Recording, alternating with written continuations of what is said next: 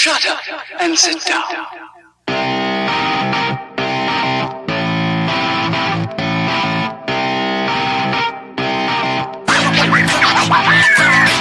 Welcome, everybody, to episode 143 of Third Shift. I, of course, am the glorious, the impervious, master of all things, Eric. And with me today is the inglorious, mostly impervious to all things, Mr. Matt. I'll right? accept it. Is that okay. It's all right. That's pretty decent. That's a pretty decent intro. It's all right. So, anywho's, here we are, another beautiful episode of Third Shift. We've got a little bit of news for you, a little bit of this, a little bit of that. It's a slow week, to be quite honest, but we're going to do what we can to entertain and appease all the monsters out there in the world. And now you know. What time is it? It's time to talk about your week. So I want you to tell me, did you do anything cool? I did some very cool stuff this week, actually, and I'm gonna change the format. I'm gonna sprinkle it up and change it up because I did one thing that was like the greatest thing ever, and then another thing that was also the greatest thing ever. But they're two different types of things. Whatever. I'll just get into it. First thing I did during this past week on Friday afternoon after the show dropped, so it's technically within the week. Went and saw John Wick 3. Another good show, good action flick. If you like to see Keanu Reeves shooting people in the face, this is the movie for you. I will say you've seen it, right? No, not yet. Okay. This Memorial Day, I'm going to see it. Okay, so I won't spoil anything. I will say I got some of those same vibes I got with John Wick 2 watching this one, but then there was, and I tweeted about it, some really good hand-to-hand stuff in it, which I really, really enjoyed. That scene especially, you'll understand when you see it. You'll understand why I really liked it. And then seeing Mark Dacascos in there, he's the bald bad dude. He was awesome. He was great. Good to see him doing stuff again. You know, he was one of the... He was either Bimmy or Jimmy in the Double Dragon movie. He's been in all kinds of cheesy action movies. So good to see him in a bigger movie and playing a fun character. He looked like he was having a lot of fun with it. So that was cool. Awesome. Yeah, I look forward to it. I like John Wick, so yeah. It's a no-brainer for me. I got to get out there and see it. It's just been so freaking jam-packed with family craziness and this and that going on. You know, usuals. And hey, speaking of craziness, other thing I did this week, playing Rage 2 because they had the little kill a bunch of dudes out in the Wasteland event and we can unlock a cool pistol skin for you guys. So I jumped in there, cleaned out a bunch of dens, shot a bunch of dudes, had a bunch of fun, unlocked some new powers in there. Just having a ball. I can't wait to unlock more of the new cool nanotrite boosty powers. Oh, you know it. Because it's just fun. It's just good. Slamming people and watching them explode just brightens your day. It does. Or like, this guy's a pain in my ass, and throw out the little launcher thing and watch him go bloop, and then go into slow-mo, and then just run up and hit him with a shotgun. Just blast him. Blast him apart. It's great. Oh, yeah. Or use that Firestorm pistol, set them on fire, just watch them scream and burn, and then shotgun them just for funsies. Oh, yeah. So one of the two coolest things ever that I've been doing is I've been playing Persona 4 Golden. I talked about it last week as well. Just loving that on my Vita. Anytime I get a free moments, I have my Vita in hand, or if I don't have it in my hands, I dream about it. And the Persona 4 music goes through my head, and I'm just like, I could be playing that right now. Why can't I play it right now? Like, I took it to work so I could play it during lunch hour, and there was like a 2-hour stretch today at work where it was just dead. And I looked over at my Vita case, and I went, and I reached out, and I went, you can't. But I reached out, and I touched it, and I went, how nice would it be to just zip and lay it flat on the desk? I wouldn't hold it up so it was obvious I was playing a game. I'd put it flat on the desk and just poke at it like a phone, like everybody does. Everyone puts their phones down and watches the YouTubes and stuff. And I was like, it'd be so easy. It would make my day so much better to just have Persona 4 here. But I couldn't. Alas, I was a good boy. So I got home and played like 3 hours of it, just straight. And like I said before, it feels so good to be back in a Persona game. In that cool, stylish, fun, slick menus. Everything looks gorgeous. Everything looks beautiful. I almost feel like I prefer the menu style of this one to Persona 5. Because as cool and slick as Persona 5's menus were, they were kind of loud and obnoxious. versus this is all slick and smooth, and everything's got like soft curved edges, and it looks friendly and popping, especially on that OLED screen of my old school PS Vita. Just looks so good, and the characters feel more real. Like, I've had a lot of story moments of, class, like summer vacation type stuff coming up. And it's like, this feels like a conversation you would have with your buddies. And I mean, I still got those vibes from Persona 5, but going through this one, it feels a lot more grounded. Like, you're doing stuff, but you're not like, I don't know, it doesn't feel as big and grand, but it feels more personal. Well, and it's a double-edged sword, in my opinion, though, because whilst it is more grounded, I do appreciate that, how I feel like these guys and gals are actually just students, just living lives, and then there's this extraordinary thing happening. Yeah.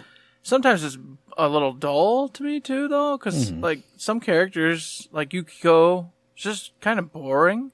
Mm-hmm. She's just like, I just do my homework. That's cool, Yukiko. You like doing homework? Yeah. Might go with my parents to the supermarket this weekend. Mm. That's cool, Yukiko. All right. See you later, Yukiko. Yep, all right. I'm like, man, that's a conversation I have all the time. This is real. It's cool, but at the same time, like sometimes, like, this is what's going on. What's happening? I'm like. But at the same time, like you said, two-edged sword, the characters that are a little more outlandish aren't so outlandish that it's, like, ridiculous. Yeah, they're not over top stupid. Yeah. Just blanked on his name, Jesus Christ. Your buddy with the headphones. He seems like he's a goofy guy, and he gets you into goofy scenarios, but he's not, like, crazy. He's not stupid. Mm-hmm. He's just a normal, everyday guy who's really excited about, picking up chicks on a cool motorbike or whatever. Yeah, I don't know. So, like I said, I like it, but at sometimes I'm like, I wish there was a little bit more. But most of the time, I'm with you. I appreciate the reality of it, kind of like the real chill. We're students hanging out, having a good time, but there's this crazy thing happening, and we're dealing with it.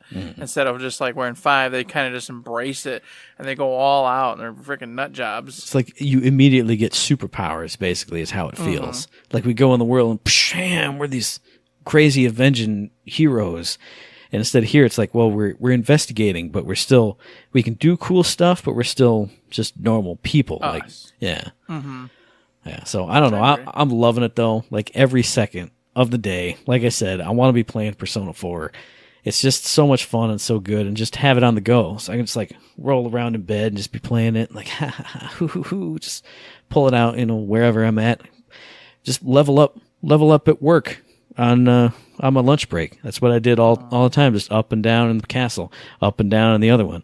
Boom, boom, boom. Just, so good. And speaking of other things that are so good, this was the number one absolute best thing I did over the weekend. Hamilton is in town. I went and saw it. And when it came out, first like a year and a half ago out in Broadway and doing all the stuff, everyone was losing their minds over how good it was. And I went, there's no way that'll ever come here, first of all. And with anything that's that hyped up, I was like, there's no way it's going to be that good. Like, I was interested in it because it's got like a more like hip hop, old school, like rap kind of flavor to, the dialogue and the music and stuff. But I was like, it won't be that good. It is that damn good. It is absolutely, without doubt, the best musical I've ever seen in my whole life. Not only just because of the musical style, because that obviously appeals to me. I'm old school hip hop guy, so I appreciated, and it's not like, beats are thumping and it's like there's some of that, but it's not all the way through. But it's the pacing of what they're saying and the rhymes and the punchlines that really kind of come out of nowhere, but you got to be paying attention to get it, because I would notice it. They'd say something, I would start cracking up, and, some of the crowd would, but some of the crowd would miss it because it was in that flow, and you got to get in the flow to understand it and feel it. But on top of everything else, and this is something I won't spoil for everybody, they do something with the stage that I've never seen before, and it makes everything so intense and interesting and dynamic, I think is the best way I can say it. Again, I don't want to spoil it because I knew nothing about it going in, and when I saw it happening in front of my eyes, and it made even just simple scenes of people like meeting each other, like walking around and running into each other, it made that so much more dynamic and realistic. It didn't feel like you were watching a stage play. I mean, you were, obviously, but it didn't feel like that because of what they did and the way people moved around this thing that they did. And I mean, obviously I could say it, but you should see it blind. If anybody doesn't know what I'm talking about, go see the show. It will blow your mind. I guarantee it, because it blew my mind. So music's great, story's great, acting was great, everything, the stage design was awesome, everything was perfect. Like after every musical number or every, beat where everyone would clap, I looked over at Mom because she was with me, and we both went, wow. Like everything about it was freaking wow. It deserves all the hype it got, all the praise it got. I went and bought freaking merch like a monkey afterwards because it was everything I wanted it to be and more. It was amazing. So, Hamilton, I love theater. I love musicals. This was the Duke of New York #1, without a doubt. Absolutely, it was nuts. I see all this stuff come through, man, and I never go see any of it, and it always makes me sad. And I really should. You really should. It's funny because we're part of the members. We get the stuff, we get the early access, and we get to check things out because we see enough to be part of it, but not enough. You know what I mean? And when I hear you say this stuff, I'm like, man, I really need to just buy tickets to some more of these shows and just force Amanda to go. You know what I mean? Just be like, babe, I bought 2 tickets. Sorry, we gotta go. It's date night, and just say, to hell with it. Instead of asking her first and then trying to convince her she wants to see it, because knowing she'd probably like most of this stuff. Oh, yeah. But of course, if when you put money into the thing, she instantly just goes no. You have to get over that money, and for her, that's almost impossible. So. And like you said, I think if you were just like, hey, surprise, if you found a way to weasel the money out and just be like, we have tickets, we're going. She'd be like, oh, wow, cool, and would enjoy Why'd you it. waste money? Oh, it's too late. And then she'd come out, and be like, oh, that was cool, wow. And I'm like, exactly, there you go. And I say, you're welcome. And maybe next year you can pull it off because Aladdin's one of the big ones that's coming. So it's Disney and stuff. Obviously, she remembers stuff the kids will remember and like. So I think you're set with that one. But man, oh man, I've actually have been very tempted to go and get another ticket to go see it again, which I never have with any musical I've ever seen, and because it's here for like another week, and I'm just like, I gotta see it again. It was so good. But that was my week. 2 amazing things, and 2 things that were also fun, but can't get past the bar to amazing land. What about you, Eric? How was your week? God bless. You went off on this crazy tangent with all this crap, and I'm going to go right back to the usual. Hey, I don't remember what I did. However, there is 2 things I remember. Both of my daughters had soccer games this weekend, and one of them is 4 years old. So we're at her game first, and they're just getting to the point where she's starting to understand what they're actually supposed to do. So they're actually running to the goal now, but they're not fighting with each other for the ball. They're kind of, sometimes they'll get confused and start kicking the wrong way. Oh, boy. And a couple of the kids that are not as mature start crying and want their mommies to come out and hold their hand while they play. That's not my children, obviously, but, some of the other ones. So it's kind of a mess. It's fun, and there's moments that you're like, oh, cool, yay, and they're enjoying it. But at the end of it all, you're like, what are we really doing? You could have gone out to a park and just thrown a ball out in the middle of a bunch of kids. For the most part. So it's cool, and it's fun to watch her have a great time, and she's trying, and she's getting better. I see her improving. But you're like, okay, honestly, we should probably just wait till they're 5 or 6. But then we go to my other daughters, my 7-year-old daughters, freaking soccer game, and man, what a difference! What a difference! These kids are freaking passing that ball back and forth. They're juking, they're jiving, they're shoving, they're stealing that ball. They're getting it. They're going to the goals. They win by like 9-2. Just smoke the other team. And and obviously it's not all about winning, but damn right, if you're a parent and your kid's out there just going to town, playing really hard, trying really hard, I don't care. I want them to win. I want them to destroy that other team. Sure, give them a handshake, say great game afterwards, but no, There's no mercy. I'm not about this. Everyone's a winner life. I'm not about any of that. You That's go right. in, you play your best. And if you dominate somebody, well, guess what? That's a lesson for them. Mm-hmm. They suck and they need to get better, or they need to get out of that game and go do something that they're really great at. I don't know. So I love seeing it. I love watching it and having fun with it. And it's just crazy how like a 3-year difference just totally changes the dynamic on all of it. Well, you got to think that's like half of her life difference. Yeah. You think quite of it from literally, just a for the other one. development standpoint. She's almost twice as old as the other one, so it's I don't know. It's, But it's but weird. the thing is, at home you see them and they play together and they fight constantly together. Mm-hmm. And you just start. As a parent, you just see them Just two kids. They're just crackhead little children Yeah. that can't stop being little monsters.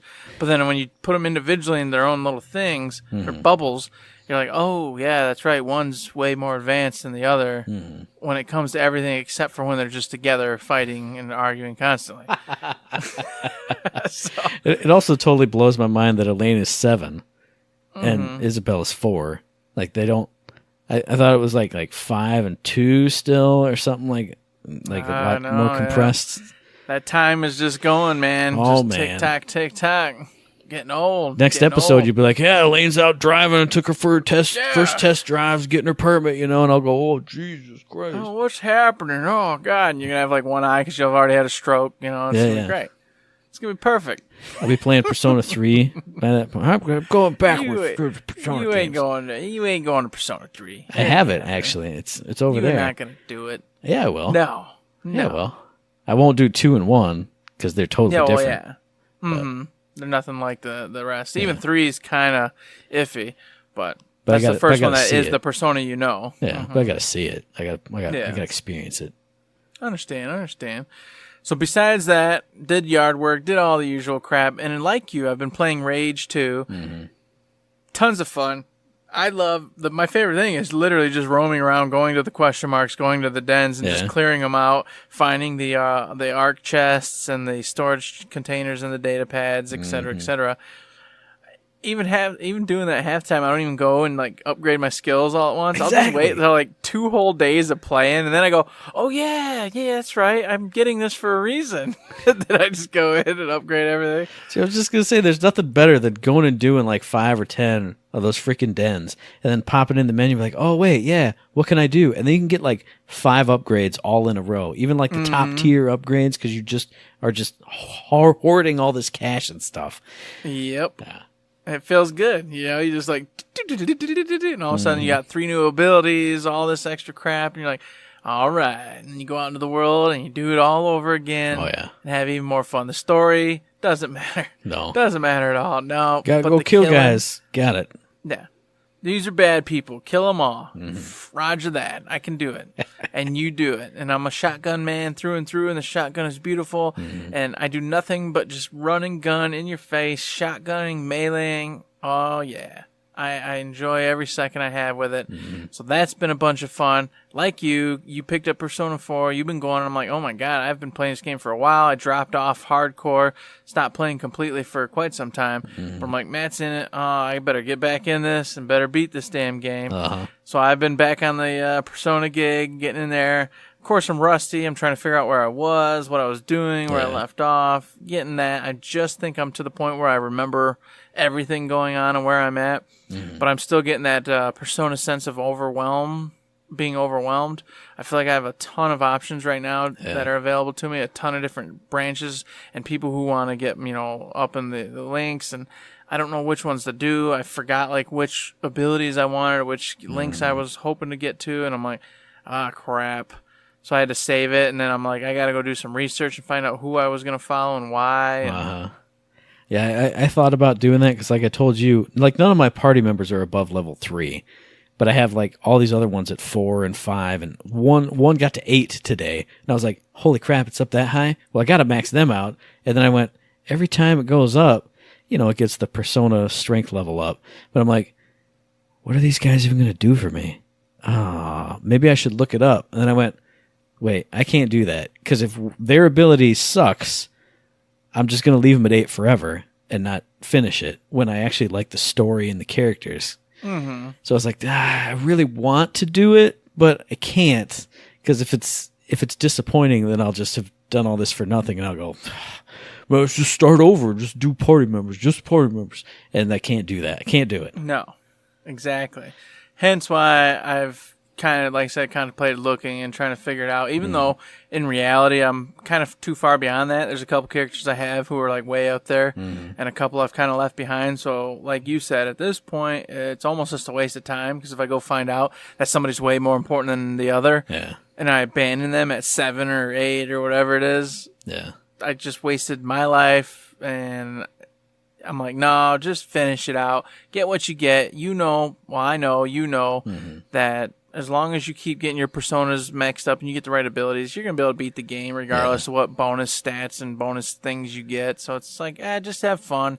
Enjoy getting the characters you like up there and just beat the game, Yeah, plus I feel like this one, for me at least, is going to be, like, as I'm playing through it now, it's like I have the urge to play through it again once it's done.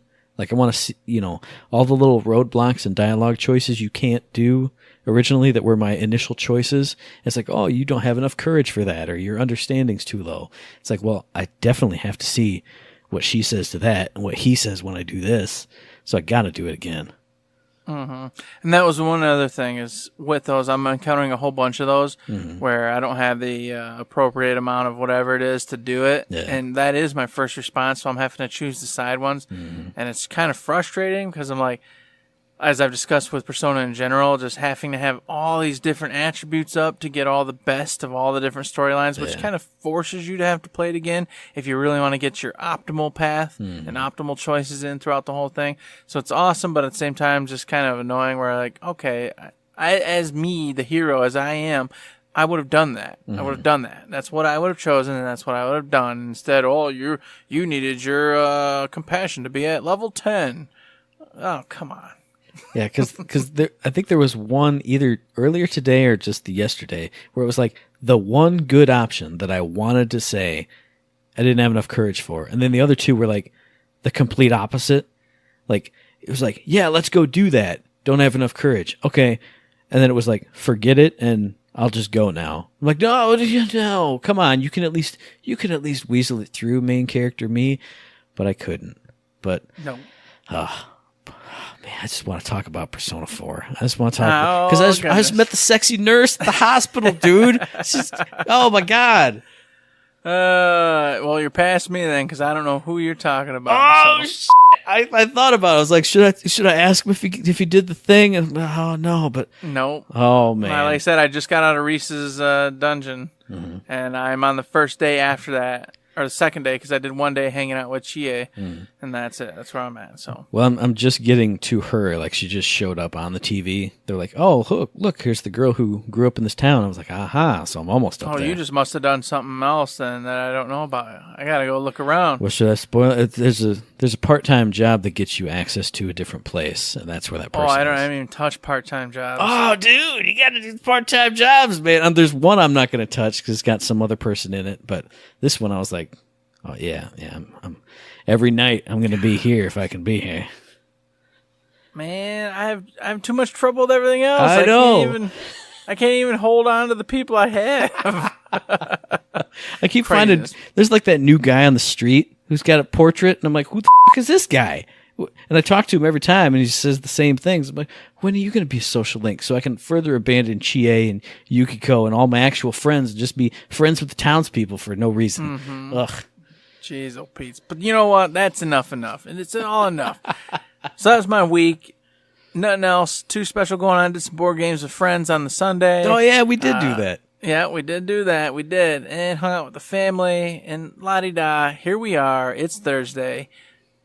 Bada bing, bada boom. That was my week. So that was us individually this week for 24 minutes. That was our weeks. That was terrible. Together as a team this week, we didn't do anything official, but we recorded something special for the Patreon. I'm thinking that's probably going up sometime this weekend when I get time enough to throw it all together and jazz it up and spice it up and make it look good. So keep an eye out for that at patreon.com/thirdshiftme, especially if you're at the $5 a month tier. You're going to have something special coming your way.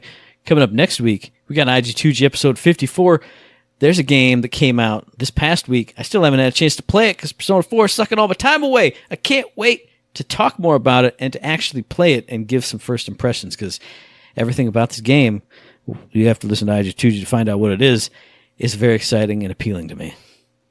And I've also got a couple coming that I'm going to play and touch before our next IG2G. So I as well, if this weekend goes according to plan, I'm going to have some fun and hopefully some really cool stuff to be talking about on the next IG2G.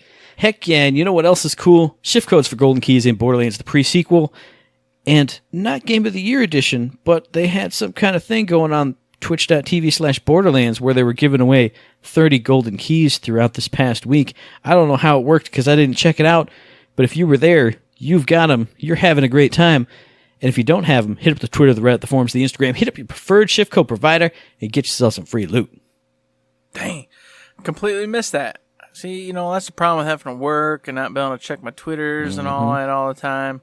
I miss all this cool crap. But you know what? If you didn't, make sure you're using those keys because it helps out a ton and makes you better every single second of your life. Those keys are life, my friends. So get them and enjoy them. And you know what else is life? For a lot of people, Battleborn is life. They had the Battleborn Day, the big weekend extravaganza.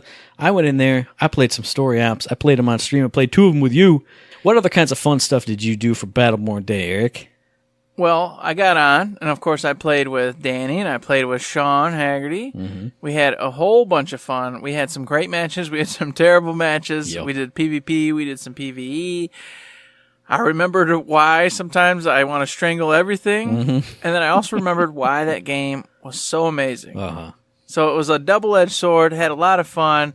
Tons of random people. I was so sad I didn't get to play with any Gearbox members. I did not see any. However, Jozo's was eager to jump on and strut his stuff around and say how he got to play with some devs over the weekend and have a great time. So congrats to you, my friend. We were not so fortunate. We played with all sorts of randos. I did not see our arch nemesis out there. Good. So there is that. At least we didn't have to encounter them. But man, oh man, I love those characters.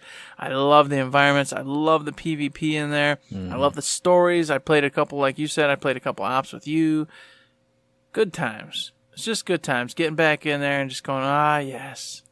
Good old Battleborn, man. What a good game. Yeah, I didn't make the mistake that I did last time of getting into PvP and getting stomped, so it was just all good, all smooth sailing for me. Playing Pendles, my man, my favorite sneaky snake, and then through those ops missions, which are my favorite part of that whole game.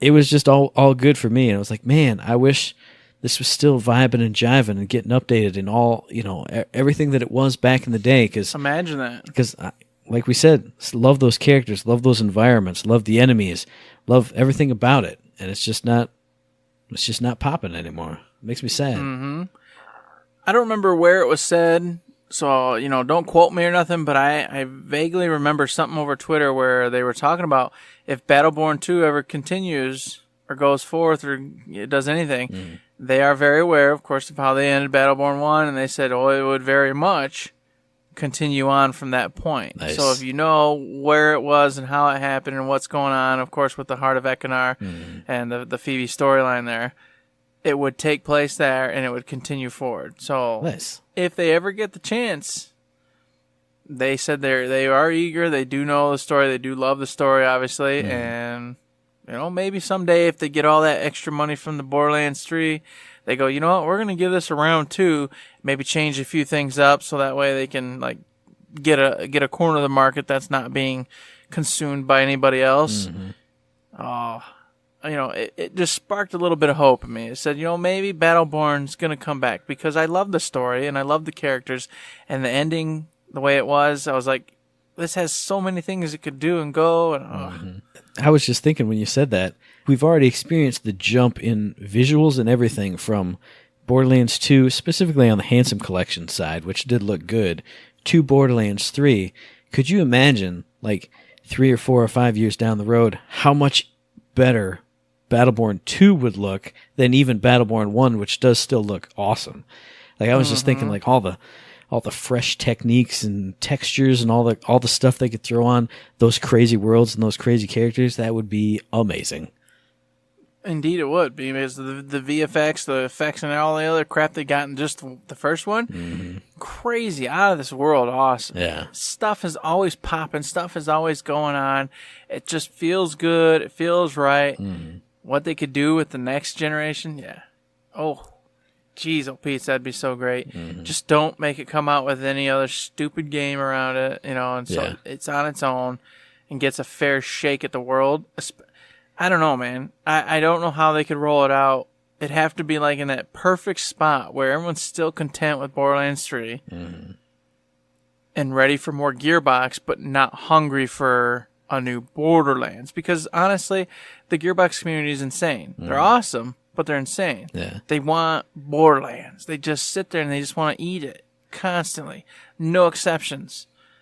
But Gearbox has much more to offer, So I'm like, how do you fit in these side projects without getting the Borderlands community upset? You know what I mean? And that's what I was just thinking, because you were like, oh, well, you gotta fit it in, but close enough that people don't want another Borderlands. I'm like, well, if you do the story, DLCs for Borderlands and then drop Battleborn 2 or, a fictional Battleborn product, like a little bit after that. But I was like, but if you have it like segmented out, you got to push it far enough away from that people aren't just like, why not just make another story DLC? Why not just lump more Borderlands 3?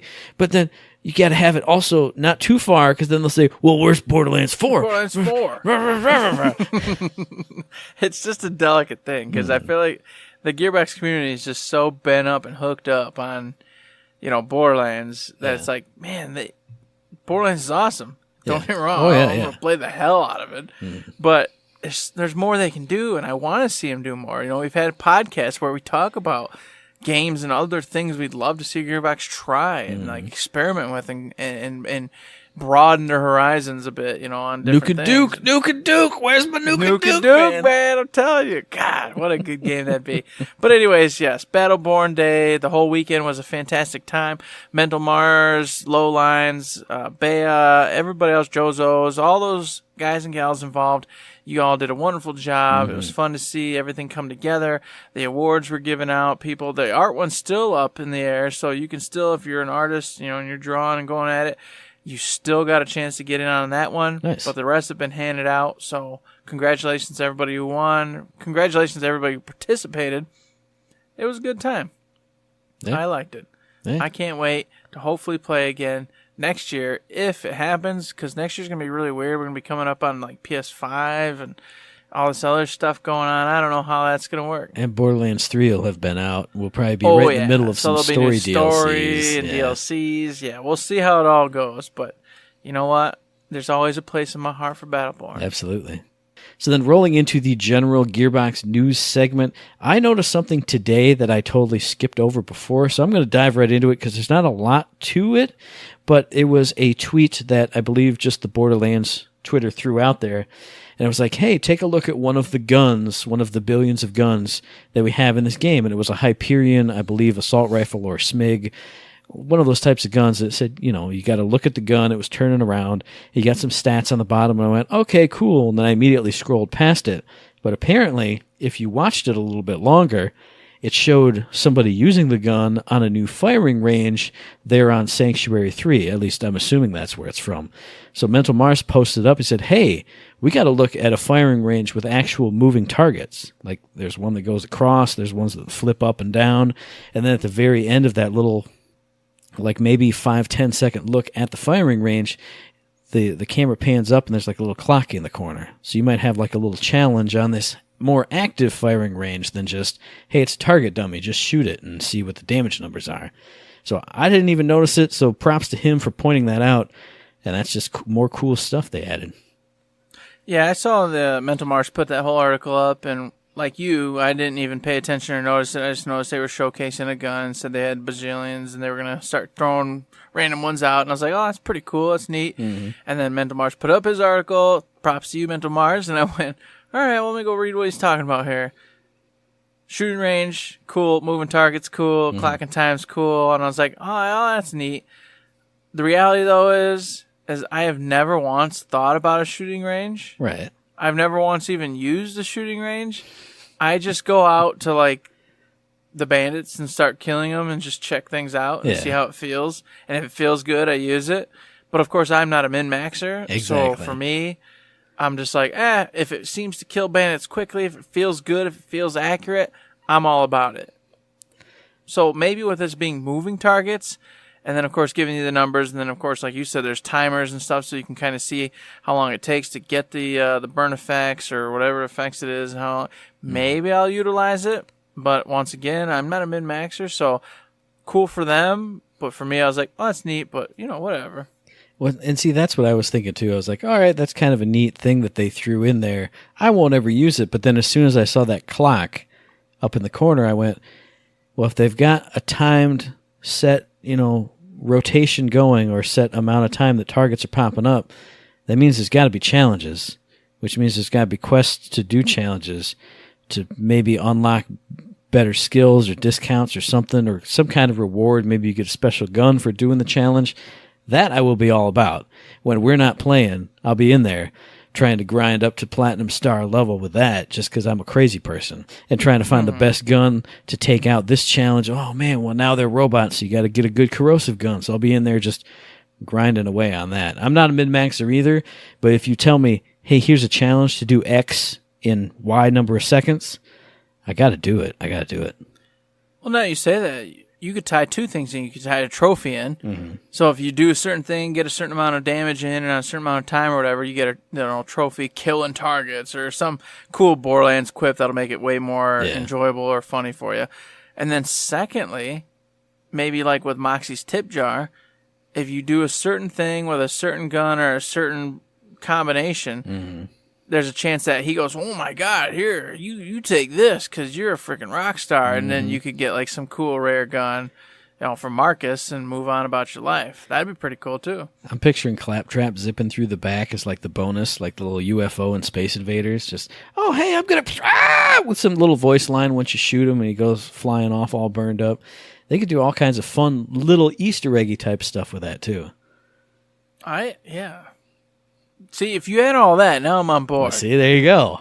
You just got to incorporate the fun of Borderlands into the shooting range, and then I'm on board. Yeah, you do all that, and I'm there. But if it is just a shooting range, then cool for everybody, but not for me. No, there's got to be challenges. You put a timer on it. There's a timer. It's a big green clock. You put a timer. You got to do it. There's something real. Yeah. It's happening. Yeah. God bless. So you saw that, and I, of course, saw that Mental Mars also posted a wonderful article about special events and raids. So delving into that, he said that Matt Cox, who's the lead boss designer on Borderlands 3, had an interview. So I clicked on that and read through that and then read back through Mental Mars's article and was like, oh, okay. So he had a little spiel about how upcoming E3, we're going to find out a lot more about endgame, special events, raids, all that good stuff. But he phrased it in such a way that it was like raid events and then special events and stuff like that going on. And they're going to be different from what you know in Borderlands 2, but the same. So I'm like, okay, so big bosses, but he wants to make them more dynamic. Or not he, but they as a team want to make them more dynamic. But it got me to thinking. I was like, okay, so we're for sure going to get raid bosses again. We're for sure going to get special events. Does that just mean the holiday events? Does that mean like weekend events like, Division 2, Rage 2, other games, do some these weekend fun events, things to do? What does that all entail? Obviously, we're going to find out in a couple weeks. He stated that at E3 they're going to be there and they're going to talk a lot about some of this stuff. But I thought maybe we could just go quickly back and forth about what we'd like to see from said special events and or raid bosses. Yeah, cool. I think when you first mentioned it, we just came off of a Rage 2 event. And that's all single player. So freeform, kill a bunch of enemies as a community, and we can unlock a thing. So that's what I instantly went to. And I was like, they could do that all the time. Hey, Mollywan is sponsoring a kill all scavs event. So everybody, as a community, because there's a whole streamer aspect to the villains in the game, if we can get documented kills of 80,000 scavs as a team, a special Mollywan thing will drop. So I think if you combine that with like raids, maybe, on X planet, you raid an Atlas HQ or, whatever it is. You go into some mission, you go to a special place, go through a thing, there's a boss at the end. Maybe you combine that either whether it's total kills as, community or total run-throughs of the Black Soldier's Abyss or whatever. Maybe, we get enough clears of this raid area as a community, you can get special drops in addition to whatever you actually get as loot. A traditional raid area type event where you go to it and clear it, but then having community stuff tied to it, I think would be a nice evolution of, the raids and stuff they already have. Mm-hmm. Now, see, you're talking about that, and I agree. However, I would say most of the raid areas in Borderlands 2 were just like a couple jumps, a little like walk around, and then you just dump into an arena sort of affair where you fight the boss. And what we were talking about off screen, which I'll talk about right now, and I think we've mentioned it in the past, but regardless, I want to bring it up now since it's relevant and we're all going on about it, is I hope that in this time around, they don't just focus on simply a boss for the raid events. I hope that, as in previous Borderlands, you zone into an area, and it's the raid area, it's the boss area. But like most of these games as a service do nowadays, instead of it just being one random boss, you got to go through mobs, you got to go through getting treasure chests, maybe even a mini boss or two on the way to the raid boss, and then you fight the raid boss. But getting up to him or her or it or whatever it is, you know what I mean? Yeah.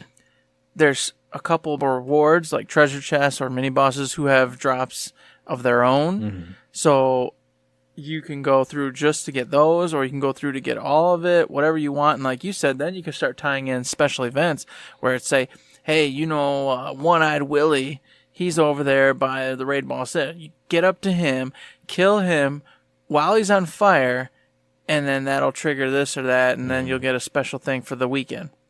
Cool. Now you're going to the raid event. You don't have to get to the last boss. So if you and your buddy are kind of not that great or average, and you can't beat the actual raid boss, but you can still go into the raid, and you can still get at least 2 of the rewards up to it. And now there's like a special event to get like a bonus cool reward, but not from the raid boss. It makes everyone feel great. And then for the raiders, now they're like actually raiding and doing really cool stuff, because Matt Cox did state that they want the raid bosses to be more dynamic and more diverse in how you kill them instead of just being bullet sponges. So it's like, if you mix all that together, you've got full out raiding like you do in MMORPGs, Destiny, that kind of gaming, but it's all still very Borderlands, which I think has a lot of potential to be fantastic.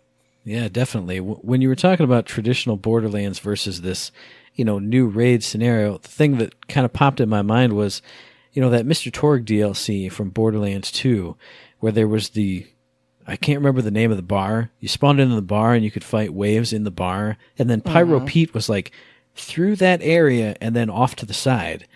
What if you put him on the top, and you're going up through the bar, clearing out waves, and, maybe having to stand here to open the doors. Yeah, mini bosses, unlock the elevator cool during this. Yeah, something like that. Because that was all encased in one area, so you could just expand that or flesh it out, and it would be a traditional Borderlands area, but it would be a raid area on its own.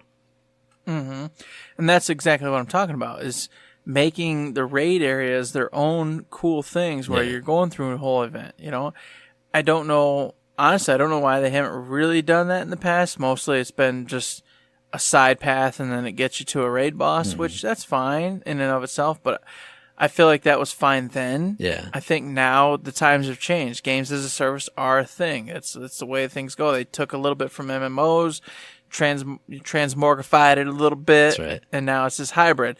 And I feel like Borderlands needs to make sure they're doing the same, because I did love the raid bosses, but me and you were never good enough to really go to town on either of them on our own. If we'd had 4 competent players, maybe we'd been able to do some of it, but we never had 4 competent players, so it never happened. And I really, and here's the other point I want to make. By making it a singular experience, like you're entering the raid, you could then adjust accordingly. So say me and you are the only 2 going in, you could adjust damage, DPS, all that down, and of course adjust the rewards down a little bit too. That's only fair, but at least now me and you have a shot at doing it. So we don't have to depend on finding a couple other players that are competent and able to do this kind of event. Me and you can go in and get the cool gear, get the specific loot that comes with said boss, raid boss, or bosses, whatever it ends up being, and feel good and feel happy and look at it and go, yeah, we did it. Instead of always going, oh, if we had 2 other people who were really good, maybe we could do this. And I'm not saying we're really good, but you know what I mean. Right, at least able to do it. And I'm hoping that's the way they go.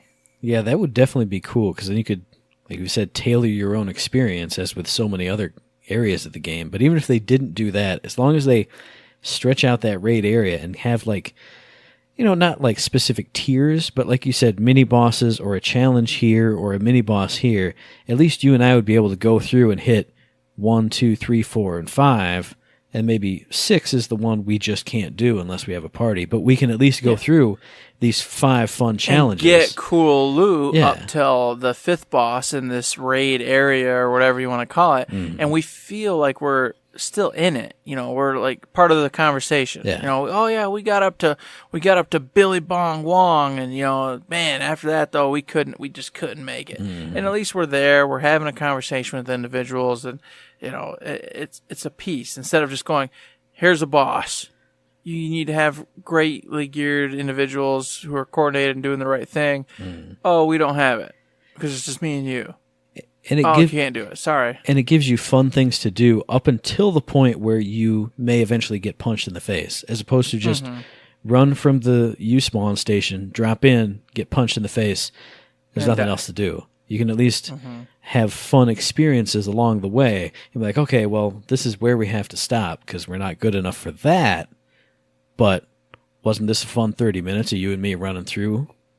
And then on top of it all, they incorporated what they had in Borderlands 1 with bosses who have unique weapons or whatever. Oh, yeah. You can get those unique weapons. So now you get that whole cool MMO experience because you could, in these raid events, have the boss 1, 2, 3 drops this or that and this. So even though we don't get to maybe the last boss, if we get to boss 3 and we're rocking out Tally's Pistol of Might, we're still cool. You know, we're still in the conversation. We're like, I got Tally's Pistol of Might with the max specs. I'm freaking awesome. This is great. And what you could also do is, you know, maybe in an easier raid or something, have the first boss be, you know, oh, he deals a lot of fire damage. Okay, you beat him, you get his flaming pistol. The next boss is a flesh enemy. So that what you got there helps you get over that next hurdle. And maybe he drops a shock weapon. Oh, the next boss has a really big shield. So it'll give you another little bit to chomp and chew on that boss. And you could just cycle it up and build it up. And that's a classic MMO trope right there. Is you farm the first boss for a couple weeks, get your guys geared up with the things you need to get the second boss. Yeah. And then you go tackle the second boss, which helps you get the stuff you need to do the third boss, etc., etc., etc. And it could be even, you know, maybe you have to light pillars on fire, so the flame pistol lets you do that, and maybe the boss himself isn't super weak to flame, but this piece that you got, that you have in your hands, allows you in some way to access or do the next boss, even if it's not just as simple as, you know, well, he needs corrosive, so you get a corrosive shotgun. Maybe you have to corrode the robots that makes him jump down and go, hey, quit screwing with a robot. Something cool like that. Yeah, just something that makes it accessible. Yeah. Something that makes it possible. I agree with that. I think that would be fantastic. And then, like you were talking about the special events, tying it into, like, some of the raid stuff is cool, but I definitely hope that with special events, besides holidays, which I think are a must. Yeah. If Gearbox does not bring back the holidays as they did in Borderlands 2, they went blind, they lost their way, and they're in space somewhere. Like, what's that show where they go to hell and come back, and they're mad, and no one understands them anymore? Oh, well, I almost said Fifth Element. That's not right. Event Horizon is what I was trying to say. Event Horizon. They went through Event Horizon because the holidays and the special events in that regard, superb, fantastic. Yeah. Hands down, they better return because it's just it's a catastrophe if they don't. I think they definitely will, because if they decided not to do it, they wouldn't put out the shift codes for the holiday skins in the older games. Like every time the holiday rolls around, they put out the shift codes for those skins and say, hey, if you didn't get it in the past like 18 years, here they are. Because I think if they were just like, holiday DLCs are dumb, that wouldn't ever happen anymore. They'd just go, whatever, who cares? You missed out on your chance. But since they know people are playing them at that time, I mean, I'm sure they see the numbers. Hey, 20 billion people have played the freaking Christmas DLC or the Waddle Gobbler DLC. They know people love them. They know because we say it on the show that we love them and we do them. So they're going to do it. You know they're going to. Yeah, I know they are. But I just want to reiterate. So if they're listening, they go, "Oh man, those guys, they know it. They better have. We better have it. We better have it." But beyond just the raid stuff and the special events, I want to make sure it's just some casual stuff too. Because sometimes you don't want to go all out, and sometimes, you know what, if I don't want to hang out, or you're gone, or I'm gone, or somebody's gone, I don't want it to always be something where I have to team up. Right. I like how Rage 2 just recently did like an event where it's, just, hey, go do some daily quests and kill a bunch of these specific dudes or that specific thing, and you'll help get a reward. Yeah. So I hope they can incorporate stuff like that too, so it's not always go into a dungeon or a specific raid or whatever it is. It's just go have fun, kill this particular thing while you're getting your dailies done, and you'll get this reward as long as enough people participate. Because it's just like you said earlier, it gives those less skilled players, maybe I just started, I'm level 1, I'm having a really hard time playing this game. But if I can be part of this community challenge and maybe unlock a cool gun that's got a cool ability, or even if it just looks and talks funny, just like, all the crazy guns, it gives you something to be engaged with. And, hey, I got this cool thing. Maybe I'm going to try a little harder. Or, if it has special abilities, it will help me progress through this part I'm having trouble with. And it would just get you to the point where you want to play more, and maybe you'll start playing with other people. Maybe you'll start experimenting on your own, doing that kind of stuff. Mm-hmm. You might go to the forums and be like, hey, I just helped participate in this event, and I did this and this, and everyone's like, oh, cool for you, and then you feel more in part of the community, et cetera, et cetera. Next thing you know, you're a freaking Borderlands fan, going nuts, claiming that you need Borderlands always, and you're just like the other individuals who don't want any other thing but the Borderlands. It's great. Awesome. Oh, goodness. So, yes, there you go. We're going to know way more about it at E3. Matt Cox and Randy Pitchford have said they're going to have much more for us at that particular area. I can't wait to see what it is. I hope they do actually give us some real meat on those potatoes and show us what they mean by endgame, being the special events, the raids, et cetera, and not just some like weird teases. I want some actual meat and taters. I hope we get it. I think we will, because the game's coming out in less than 4 months right now. I know. It's insane, I didn't even realize it was that close. I just looked at the date and I went, holy crap, under 4 months. So they've got the meat and they've got the taters. They just got to put it on the plate. And the biggest plate right now is at E3. God, E3. What a great metaphor. Woo. I'm the best. Gee whiz. Yeah, good job, Matt. High fives from the internet. Oh, awesome. But I think, unless you got anything else, that pretty much wraps it up. So what do you guys out there in podcast land think? What are you looking forward to in the raids and the end game? What kind of shape do you think they are going to take in Borderlands 3? Let us know. Send us emails, send us tweets, send us Facebooks. You can do all that stuff at all the usual areas. Email info@thirdshift.me, tweet @ThirdShiftMe, and find us on Facebook under Third Shift. Indeed, you can find us there. You can also find us over at Patreon. We treat it just like a tip jar. If you like what you hear, consider throwing us $1, $2, $3. Any kind of dollars is very much appreciated. It helps us keep the lights on, pay for all the, the inside stuff, man. You gotta get the monies to put your podcast on these different sites and do things. People don't think about that, but that's the thing we gotta do. So if you help us out, it helps us keep that going. Even if you don't, though, we will keep it going because we love to penetrate your ear holes with our voices. We love it so much. That's right. Just to think about it. Just to think about our little voices just wiggling and jiggling inside your ear. Oh, man. Good times.